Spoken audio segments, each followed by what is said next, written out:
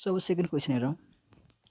A cord is wrapped around a homogeneous disc of a radius 0.5 meter and mass m is equal to 15 kg. If the cord is pulled towards upward with a force T of the magnitude 180 Newton, determine the acceleration of the center of the disc, the angular acceleration of disc, and the acceleration of the cord. Now solution हेरौँ. फर्स्टमा assume गरौँ. Let us assume the component or vector component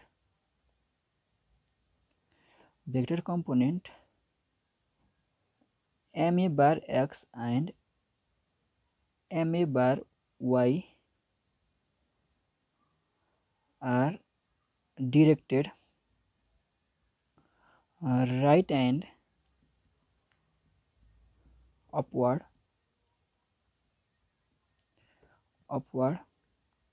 from the center G, and angular acceleration is in anti-clockwise direction. So anti-clockwise direction. हामीले के assume गऱ्यौँ भने at centre जीमा चाहिँ के गर्छ, अल्फा चाहिँ एन्टिक्लकवाइज डिरेक्सनमा मुभ गरिरहेको छ र M A bar X and M A bar Y चाहिँ कता डिरेक्टेड भइछ, राइट र अपवर्डतिर डिरेक्टेड भइरहेको छ. सो हामीले फिगर बनायौँ. सो यो चाहिँ केसको भयो, एक्सटर्नल फोर्सको भयो. एक्सटर्नल फोर्स के छ, एउटा टी छ, एउटा डब्लु छ, एन्ड इफेक्टिभ फोर्सहरू के छ, एमएवाई छ एउटा, अर्को एमएएक्स छ, अनि आई अल्फा भनेको कपल छ. सो यसरी फिगर बनाइसकेपछि अब सिम्पली के गरौँ भने, अब चाहिँ सिम्पली एक्स कम्पोनेन्ट हेरौँ. एक्स कम्पोनेन्ट के छ, समेसन एक्स कम्पोनेन्टमा के हुन्छ, summation FX equal to summation FX effective हुन्छ. सो समेसन एफएक्स इन एक्सटर्नलमा कति छ, एक्सटर्नलमा एक्स कम्पोनेन्टमा कुनै पनि फोर्स छैन. सो के हुन्छ, 0 हुन्छ. र इफेक्टिभमा के छ, M A bar X apply भएको. So M A bar X equal to 0 भयो. So A bar X equal to 0 भयो. अब फर वाइ कम्पोनेन्ट हेरौँ. फर वाइ कम्पोनेन्टमा summation F Y equal to summation F Y effective भयो. So Y component के छ यसमा, T minus W upward positive लिँदाखेरि इक्वल टु यसमा कति छ, एमए बार वाइ छ.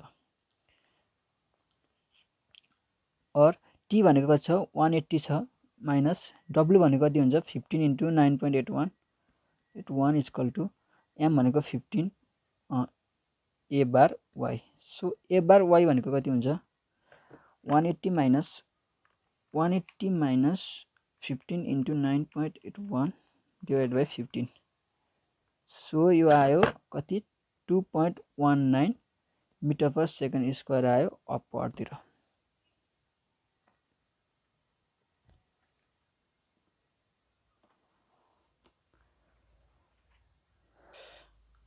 सो हामीले ए बार वाइ कति निकाल्यौँ, 2.19 मिटर पर सेकेन्ड स्क्वायर निकाल्यौँ. भनेपछि ए बार भनेको कति हुन्छ त, ए बार भनेको A bar X plus A bar Y हो, रुट अन्डर यसको होल स्क्वायर म्याग्निच्युडमा. सो ए बार एक्स भनेको त 0 स्क्वायर प्लस 2.19 को होल स्क्वायर भनेको यो भनेको कति आयो, 2.19 मिटर पर सेकेन्ड स्क्वायर नै आयो ए बार पनि. सो हामीले कति ए बार पनि निकाल्यौँ. सो अब के गर्न सक्छ भने, summation M of G equal to summation MG effective apply गर्छौँ. यो भनेको के भने, moment of external force about G is equal to the moment of effective force about G. और अब यो फिगरमा हेरौँ, एक्सटर्नल फोर्स सेन्टर जी को रेस्पेक्टमा टी इन्टु आर हामीले के गरौँ एन्टी क्लकवाइजलाई ओके एन्टी क्लकवाइजलाई पोजिटिभ मानिदिउँ ल एन्टी क्लकवाइजलाई पोजिटिभ मान्यो भने यो कता डिरेक्टर भइरहेको छ यो क्लकवाइज भइरहेको छ भने चाहिँ माइनस हुने भयो इक्वल टु अब इफेक्टिभमा हेरौँ इफेक्टिभमा कुनले मोमेन्ट दिन्छ इफेक्टिभमा कुनले मोमेन्ट दिन्छ भन्दा छैन मोमेन्ट कुनैले दिँदैन खालि कपाल मात्रै हुन्छ सो आई अल्फा और -180 इन्टु आर भनेको 0.5 इक्वल टु आई बार भनेको कति हुन्छ सर्कलको केसमा 1/2 mr स्क्वायर हुन्छ अल्फा और अल्फा इक्वल टु के हुन्छ 180 into 0.5 into 2 upon m into 0.5 whole square minus so -180 into 0.5 into 2 upon यो भनेको m भनेको छ 15 into 0.5 whole square so alpha कति आउँछ 180 into 0.5 into 2 divided by 15 divided by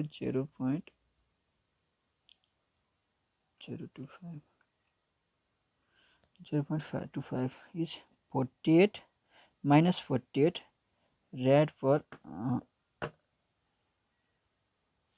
second square आउँदो रहेछ सो द अल्फा भनेको के हुँदैछ 48 rad per second square कता क्लकवाइज मुभ गर्दो रहेछ हामीले एन्टी क्लकवाइज मानेको थियौँ नेगेटिभ आयो सो एङ्गुलर एसेलेरेसन कति भयो 48 rad per second भयो कुन डिरेक्सन क्लकवाइज डिरेक्सन एन्ड अर्को के भनेको छ सो हामीले क्याल्कुलेट गर्यौँ the acceleration of the centre of the disc निकाल भनेको छ त्यो चाहिँ हामीले माथि निकालिसक्यौँ 2.19 metre per second square and alpha निकाल्यौँ अल्फा भनेको 48 rad per second square in clockwise direction आयो अब क्वेसन नम्बर सी हेरौँ द एसेलेरेसन अफ द कर्डको एसेलेरेसन निकाल भनौँ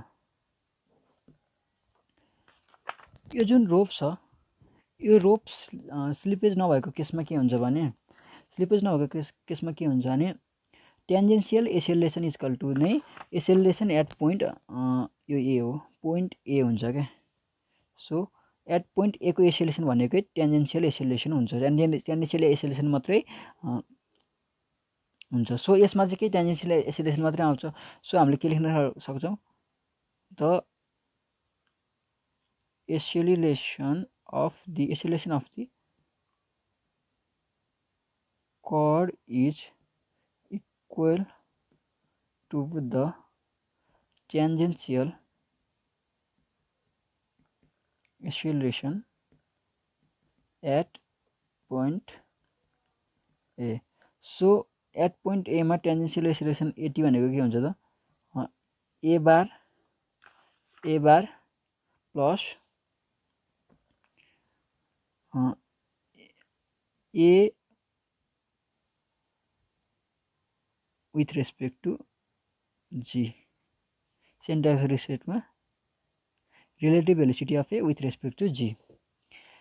Now this is equal to a बार भनेको हामीले कति निकाल्छौँ 2.19 प्लस अब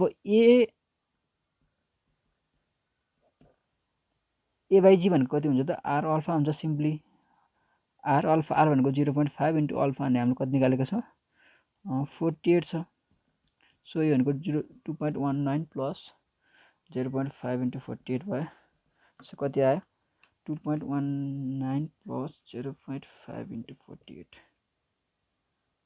so 26.19 metre per second square आयो अपरतिर सो टेन्जेन्सियल एसेलेरेसन भनेकै के हो एसेलेरेसन अफ कर्ड हो एसेलेरेसन कर्ड भनेकै कति आयो 26.19 metre per second square is the required answer